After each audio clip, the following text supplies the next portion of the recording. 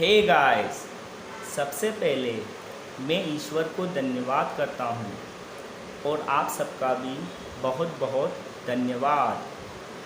तो गाइस, आज की वीडियो में मैं आपको पैसिव वॉइस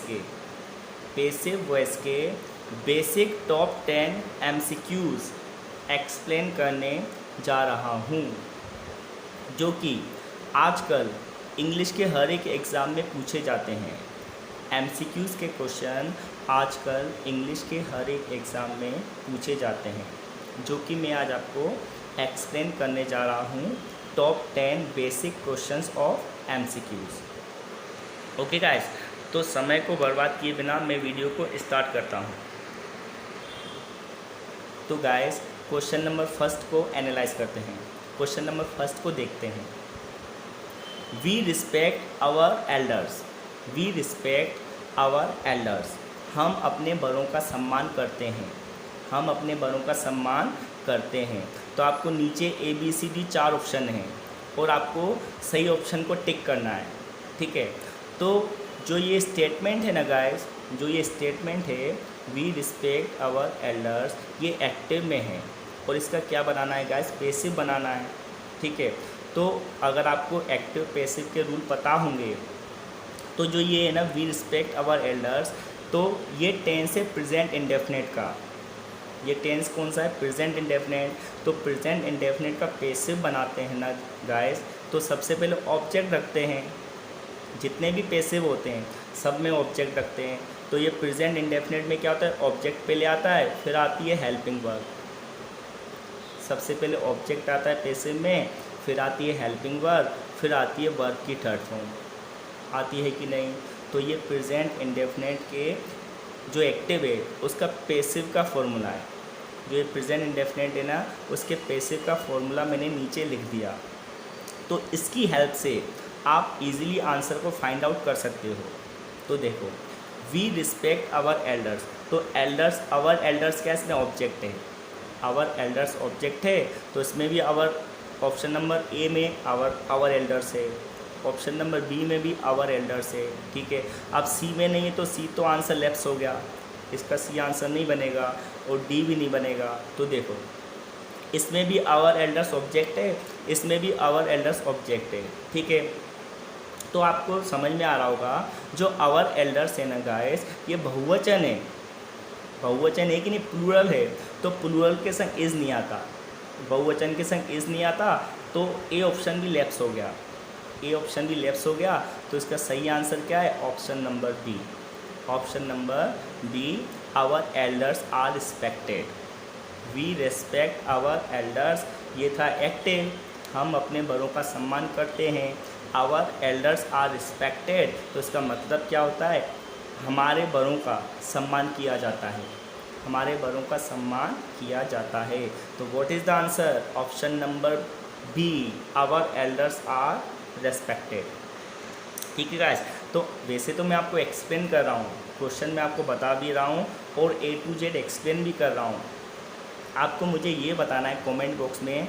आज मैं आपको 10 क्वेश्चन बताऊँगा, आज मैं आपको 10 क्वेश्चन एक्सप्लेन करूँगा। कमेंट करके बताना कि भैया आपके कितने आंसर सही थे, ठीक है। 10 में से आपने कितने आंसर सही किए, आपको ज़रूर कमेंट बॉक्स में बताना है। तो क्वेश्चन नंबर सेकंड को एनालाइज करते हैं। समवन विल हेल्प मी, तो इसका मतलब क्या होता है गाइस, कोई मेरी मदद करेगा। समवन का मीन्स होता है कोई, समवन विल हेल्प मी, ये फ्यूचर इंडेफिनिट का एक्टिव है, ये फ्यूचर इंडेफिनिट टेंस है, उसका एक्टिव है। समवन विल हेल्प मी, कोई मेरी मदद करेगा, कोई मेरी मदद करेगा। तो इसका आपको क्या बताना है, पैसिव। तो देखो, पैसिव जो फ्यूचर इंडेफिनिट है ना गाइस, मैं बता देता हूँ। फ्यूचर इंडेफिनिट का जो पैसिव बनता है, ऑब्जेक्ट तो आएगा ही, ठीक है ना। ऑब्जेक्ट के बाद क्या आता है, विल या शेल, ठीक है। ऑब्जेक्ट के बाद आता है विल या शेल, प्लस क्या आएगा, बी आएगा, ठीक है ना। प्लस वर्ब की थर्ड फॉर्म तो सब में आनी है। जो फ्यूचर इंडेफिनिट का पैसिव बनता है ना गाइस, फ्यूचर इंडेफिनिट का पैसिव का मैंने यहाँ पे फॉर्मूला लिख दिया। सबसे पहले ऑब्जेक्ट आएगा, फिर विल या शेल आएगा, फिर बी आएगा, ठीक है। तो इसमें ऑब्जेक्ट क्या है, समवन विल हेल्प मी, तो मी क्या है, ऑब्जेक्ट है, तो मी का क्या हो जाएगा, आई, तो आई इसमें भी है ए में और आई बी में भी है। जो आई है ना गाइस, ए में भी है बी में भी है, तो सी और डी तो आंसर होना नहीं है, ठीक है, क्योंकि सी और डी में क्या दिया, विल और नन ऑफ दीज दिया है, तो सी और डी आंसर नहीं है, तो ए और बी में से आंसर है। तो हम ए और बी को एनालाइज करते हैं। देखो आई विल बी बिल्कुल सही है, देखो ऑब्जेक्ट हो गया आई, विल बी हो गया और हेल्प भी हो गया, थर्ड फॉर्म भी दिए, ठीक है। तो आई will be helped by someone, मगर ये आंसर भी गलत है। अब आप बोलोगे सर क्यों है, देखो ऑब्जेक्ट आई बिल्कुल सही है, विल भी आ गया, बी भी आ गया और थर्ड फॉर्म भी आ गई, बट मैं आपको एक बात बता दूं, जब एक्टिव में समवन आता है, जब एक्टिव में समवन आता है ना गाइस, तो पैसिव में रखते नहीं हैं। जब एक्टिव वॉइस में आपको समवन दिख जाए तो ये बाय एजेंट नहीं आता है।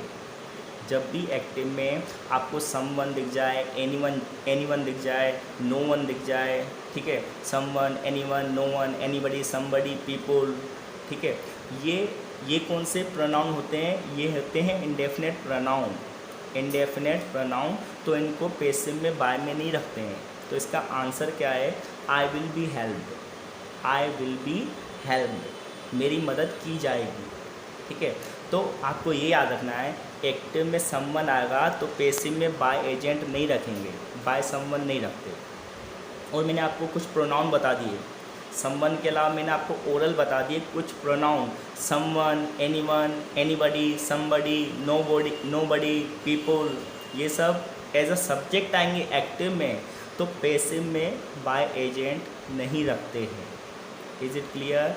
तो what is the answer, option number B, I will be help. Question number third को एनालाइज करते हैं। We must understand good habits, we must understand good habits. तो इसका मीन्स क्या होता है गाइस, हमें ज़रूर समझना चाहिए अच्छी आदतें, हमें ज़रूर अच्छी आदतें समझना चाहिए, ठीक है। तो इसका पैसिव क्या बनेगा, हमारे द्वारा ज़रूर अच्छी आदतें समझी जानी चाहिए, हमारे द्वारा ज़रूर अच्छी आदतें समझी जानी चाहिए, बनेगा कि नहीं। तो देखो इसमें ऑब्जेक्ट क्या है guys, good habits, good habits object है कि नहीं, तो पैसिव में सबसे पहले ऑब्जेक्ट आता है। तो देखो ऑप्शन नंबर ए में भी गुड हैबिट्स है, बी में भी गुड हैबिट्स है, ठीक है, सी में भी है, और डी तो क्या है, नन ऑफ दीज। एक बात मैं आपको बता दूं, जब भी मोडाल वर्ब, कोई भी, जैसे मोडाल वर्ब मस्ट है, जैसे यहाँ पे मोडाल वर्ब क्या है गाइस, मस्ट है कि नहीं, MUST, तो जब भी एक्टिव में मस्ट आएगा, आपको याद रखना है, जब भी एक्टिव में मस्ट आएगा तो पैसिव में क्या बन जाएगा, मस्ट भी, ये चीज़ याद रखनी है। एक्टिव में मस्ट आएगा तो पैसिव में मस्ट भी बन जाएगा, एक्टिव में कैन आएगा तो पैसिव में कैन भी बन जाएगा, एक्टिव में कुड आएगा तो पैसिव में कुड भी बन जाएगा, ठीक है। ये सिंगल मोडाल वर्ब्स के रूल होते हैं, ये क्या होते हैं, सिंगल मोडाल वर्ब्स जब भी एक्टिव में आएगी तो उसमें पैसिव बनाते समय बी लगा देते हैं। तो देखते हैं, देखो गुड हैबिट्स तो ऑब्जेक्ट सही है, ठीक है ना। अब मस्ट इसमें बी है नहीं, तो ऑप्शन नंबर ए आंसर होगा नहीं, क्योंकि मस्ट का क्या, मस्ट यदि एक्टिव में मस्ट आता है तो पैसिव में मस्ट भी बनता है, तो इसमें नहीं है तो ये हटा देंगे। गुड हैबिट्स में भी हट गया, क्योंकि जो मस्ट है तो मस्ट का मस्ट भी चाहिए, में भी तो चाहिए नहीं। अब ऑप्शन नंबर सी को एनालाइज करते हैं। देखिए good habits must be understood by us, बिल्कुल सही है। तो आंसर क्या है, option number C is the correct answer, ठीक है।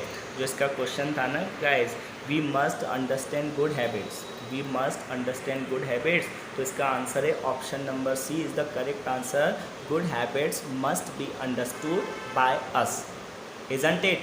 समझ में आ रहा है गाइस? तो आप अपने आंसर चेक करना, 10 में से आपने कितने सही किए। क्वेश्चन नंबर 4 की ओर आ चुके हैं हम, ठीक है। अब क्वेश्चन नंबर 4 को एनालाइज करते हैं। Modi ji satisfied everyone. Question क्या है guys, Modi ji satisfied everyone, मतलब मोदी जी ने सबको संतुष्ट किया, ठीक है। अब देखो जो ये सेटिस्फाई है ना, सेटिस्फाई की सेकंड फॉर्म होती है सेटिस्फाइड, सेटिस्फाई की सेकंड फॉर्म होती है सेटिस्फाइड। और ये वाला स्टेटमेंट किस में है गाइस, पास्ट इंडेफिनिट। ये वाला स्टेटमेंट है पास्ट इंडेफिनिट में, है कि नहीं। तो पास्ट इंडेफिनिट का पैसिव में क्या रखते हैं आपको पता है गाइस, ऑब्जेक्ट रखते हैं, ठीक है। ऑब्जेक्ट के बाद वॉज या वर, ऑब्जेक्ट रखते हैं, उसके बाद वॉज या वर रखते हैं कि नहीं, अकॉर्डिंग टू ऑब्जेक्ट। अगर सिंगुलर ऑब्जेक्ट होता है तो वॉज रखते हैं, अगर प्लूरल ऑब्जेक्ट होता है तो वर रखते हैं, प्लस क्या आती है, वर्ब की थर्ड फॉर्म, ठीक है। अगर पास्ट इंडेफिनिट एक्टिव में आता है तो पैसिव का मैंने स्ट्रक्चर बता दिया। तो अब इसको देखते हैं। Everyone is satisfied by Modi ji, तो ये तो गलत हो गया क्योंकि इज़ आ गया इसमें, तो पास्ट में इस तो आता नहीं है। पास्ट इंडेफिनिट का एक्टिव होता है तो पास्ट इंडेफिनिट का पैसिव बनाते हैं, तो वो या वर आता है। तो फर्स्ट ऑप्शन इज़ लैप्स, पहले ऑप्शन को हम हटा देंगे, ठीक है। सेकंड को देखते हैं, एवरीवन वॉज सेटिस्फाइड, यहाँ तक बिल्कुल सही चल रहा है। एवरीवन ऑब्जेक्ट है, सही है, ऑब्जेक्ट आ गया। वॉज बिल्कुल सही है, सिंगुलर ऑब्जेक्ट है। सेटिस्फाइड बिल्कुल सही है।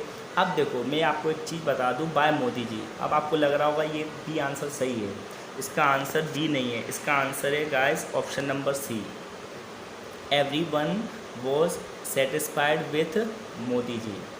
क्योंकि मैं आपको बता रहा हूँ, क्योंकि आपको याद रखना है पैसिव में हर एक पैसिव में बाय का यूज़ नहीं करते हैं, हर एक पैसिव में बाय का यूज़ नहीं करते, बाय के द्वारा एजेंट नहीं रखते हैं।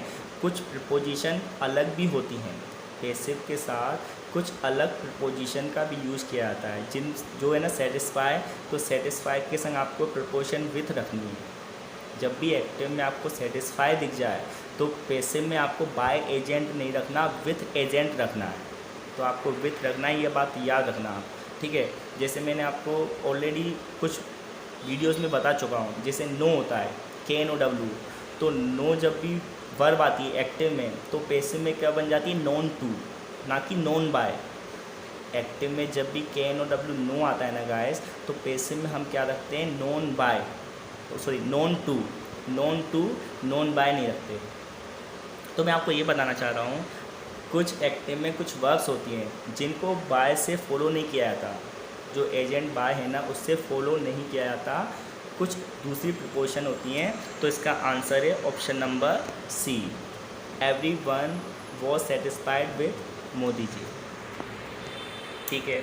अब क्वेश्चन नंबर 5 को देखते हैं गाइस।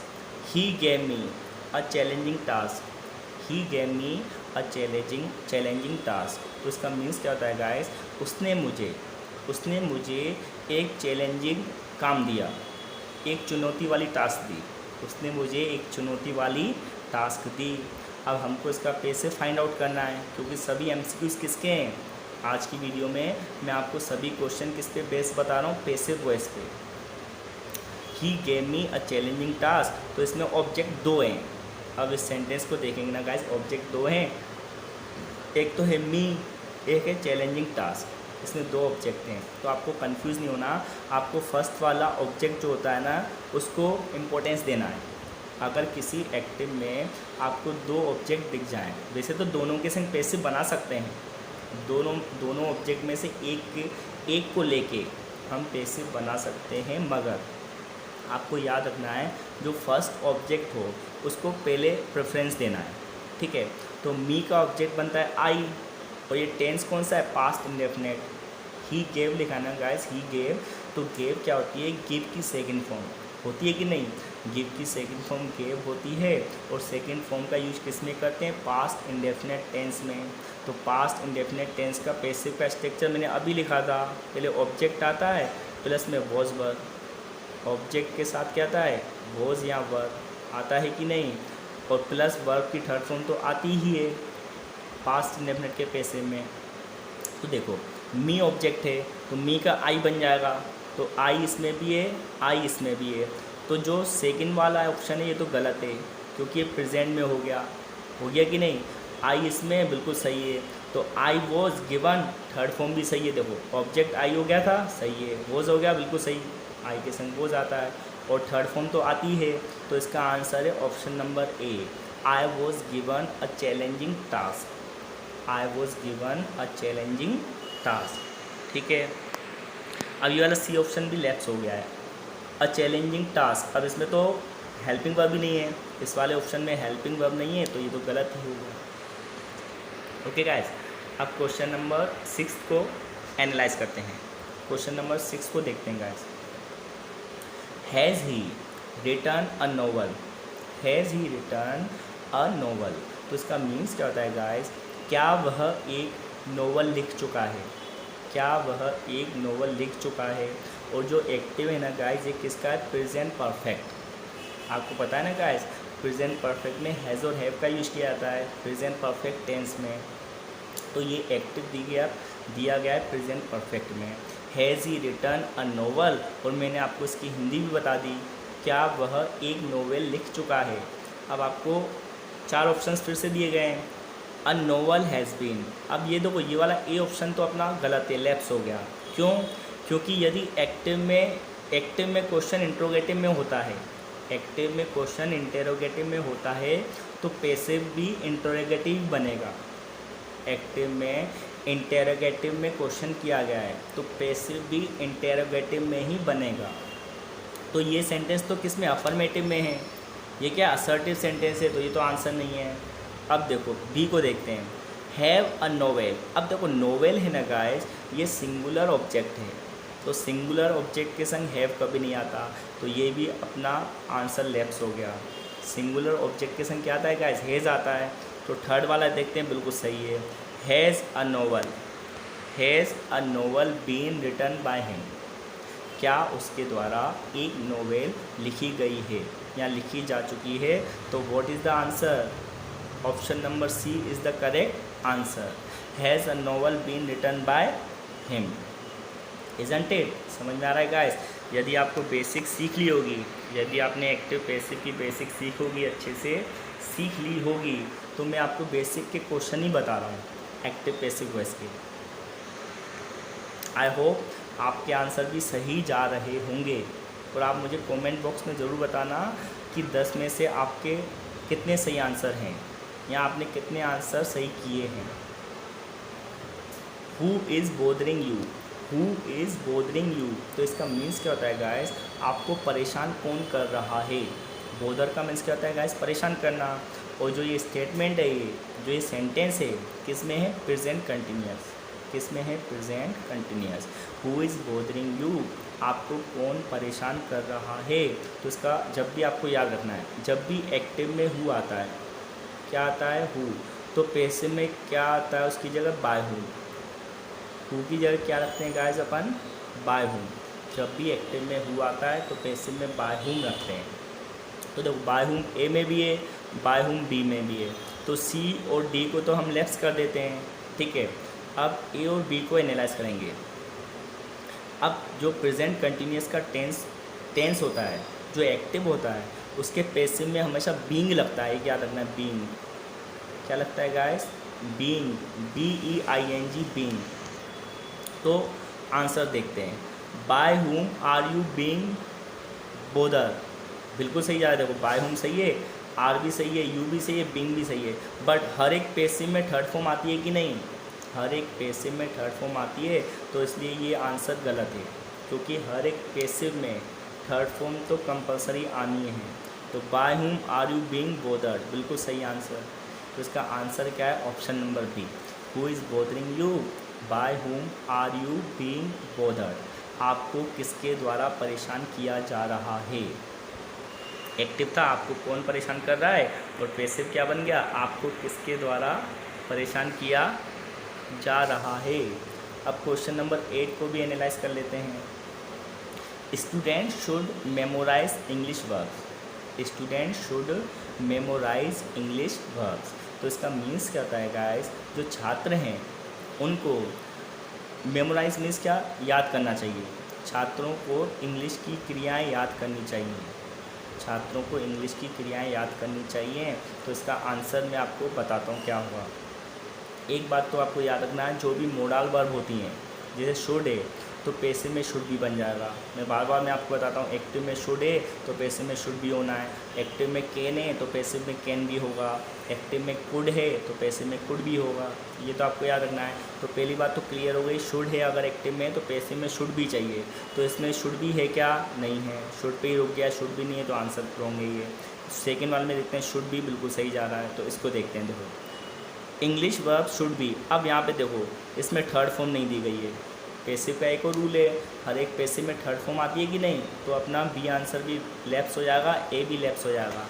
अब देखते हैं ऑप्शन नंबर सी को, English verb should be memorised by students, बिल्कुल सही आंसर। शुड भी दिख गया, बी भी दिख गया और थर्ड फॉर्म भी दिख गई कि नहीं गाइस। तो option number C is the correct answer. जो क्वेश्चन नंबर 8 था उसका आंसर था ऑप्शन नंबर सी। अब गाइस बात करते हैं क्वेश्चन नंबर 9 की। Can you foretell the future, can you foretell the future, इसका मीन्स क्या होता है गाइस, क्या आप फ्यूचर के बारे में बता सकते हो। या फोरटेल का मीन्स होता है भविष्यवाणी करना, फोरटेल का मीन्स क्या होता है गाइस, भविष्यवाणी करना। तो इस क्वेश्चन का मतलब क्या है, can you foretell the future, क्या आप भविष्य की भविष्यवाणी कर सकते हो, क्या आप फ्यूचर की भविष्यवाणी कर सकते हो। तो पहली बात तो याद रखना, ये क्वेश्चन किस में गाइस, जो एक्टिव में है, और एक्टिव का कौन सा, इंटेरोगेटिव। ये एक्टिव का क्वेश्चन है और इंटेरोगेटिव है, तो आंसर भी इंटेरोगेटिव में जाएगा। तो कैन है तो कैन बी में जाना है, तो अपन पहले कैन बी देखते हैं। देखो कैन बी इसमें नहीं है तो ये तो रॉन्ग हो गया, क्योंकि एक्टिव में कैन है तो पैसिव में कैन भी चाहिए। इसमें देखते हैं कैन भी बिल्कुल सही, देखो can future be foretold, third form में बिल्कुल सही। फोरटेल की थर्ड फॉर्म होती है फोरटोल्ड बाय यू, तो बिल्कुल सही आंसर है option number B, can future be foretold by you, क्या आपके द्वारा फ्यूचर बताया जा सकता है। ओके गाइस, मैं हिंदी में बता रहा हूँ आपको, जो हिंदी का सेंस भी आपके क्लियर होंगे इससे। और ये कुड तो होना नहीं है, क्योंकि अगर एक्टिव में कैन होता है तो पैसिव में कैन भी बनता है, ना कि कुड। अब अपन आ गए गाइस लास्ट क्वेश्चन की ओर, question number 10। Student ought to obey teachers, students ought to obey teachers. तो इसका मीन्स क्या होता है गाइस, जो छात्र हैं उनको कहना मानना चाहिए टीचर्स का, छात्रों को टीचर्स का कहना मानना चाहिए। अब ये आउट टू क्या है गाइस, एक मोडाल वर्ब है। ये क्या है, मोडाल वर्ब है, आपको याद रखना है। तो मैं आपको एक ट्रिक बताता हूँ, जब भी एक्टिव में आपको टू दिख जाए, एक्टिव में टू दिख जाए तो पैसिव में आपको टू भी रखना है। क्या रखना है, टू बी। जैसे मैंने आपको बताया, कैन दिख जाए तो कैन भी हो जाता है, कुड दिख जाए तो कुड भी हो जाता है, शुड दिख जाए तो शुड भी हो जाता है। वैसे ही अगर एक्टिव में आपको टू दिख जाए, टू किसी मोडाल वर्ब के संग टू दिख जाए तो आपको टू भी कर देना है। तो आउट टू क्या हो जाएगा, ऑट टू बी। पैसिव में क्या लगना है, student ought to obey teachers, students को टीचर का कहना मानना चाहिए। तो स्टूडेंट्स के द्वारा टीचर्स का कहना माना जाना चाहिए, ठीक है ना।